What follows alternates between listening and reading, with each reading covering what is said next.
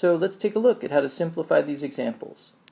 Essentially, there are three parts to the expression that we need to deal with.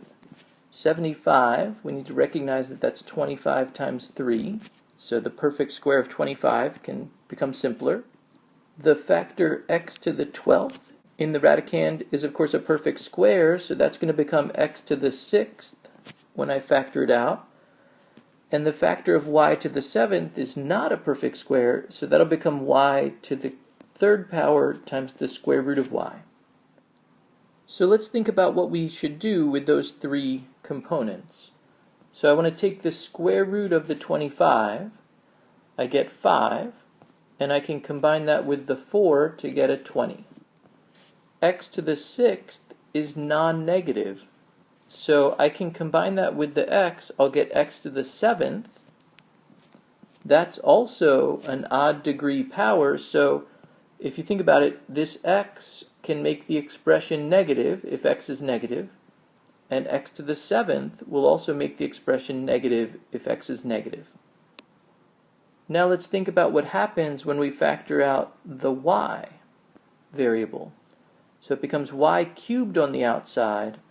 That's odd, and it's going to turn the y squared into y to the 5th, which is odd and therefore can be negative. So I need to place absolute values around y to the 5th. I started with an even exponent, which is always non-negative. Y squared is non-negative. If I leave this as y to the 5th, it could be negative, so I need absolute value to prevent the negative from happening. And what's left behind, of course, is 3 times y. So we don't need an absolute value around the x, because I started with an odd exponent and I ended with an odd exponent. I do need absolute value around the y, because I started with an even exponent and ended with an odd exponent. In our second example, 4 is a perfect square, so I can take the square root of 4 and I get 2. That'll give me an 18 on the outside of the radical. X to the 11th, I can take the square root of that. I can take the square root of 10 of those and get x to the 5th. But if I bring that outside, it's going to take this odd exponent x to the 13 and turn it into something even, x to the 18. And that's going to cause a problem. So I need to keep those separate so that the negative possibility of the odd exponent remains in effect. So having an odd on the outside, if I combine that with x to the 5th, it would become an even exponent, x to the 18th, and that would be non-negative. But I want the x aspect here, I want the x variable to possibly give us a negative value.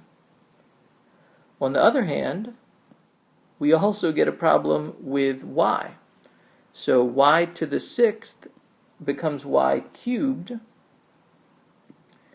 Y is positive on the outside, and now it's going to become negative, y to the 9th, and inside the radical, of course, we're left with just a single x. But that y to the 9th on the outside needs to also be inside absolute value, because I started with an even number of y's on the outside. The y factor is non-negative. I want to end with a y factor on the outside that's non-negative. Of course, we can combine these absolute values into a single absolute value and end with 18 x to the 13th power times the absolute value of x to the 5th times y to the 9th times the square root of x. So looking at that final answer, it might not feel simplified, but it's simplified in the sense that we've made the radicand simpler. So we've simplified the radical by making the radicand as simple as possible. So in summary, to simplify a radical expression that has variables in the radicand, what we want to do is think carefully about any variables that appear outside of the radical. If there's an odd number of a variable, and we end with an odd number of that variable, we don't need absolute values. But if we start with something that's even and end with something that's odd, then we do need absolute value. If we start with an odd number of a variable and we end with an even number of a variable, we can't combine them in a simple way. We have to keep an odd number outside of the absolute value and then the remaining odd number inside the absolute value. And finally, it didn't appear in these examples, but if we start with something that's even on the outside and end with something that's even, in that case also, we don't need an absolute value. I hope you enjoyed the video. Thanks for watching.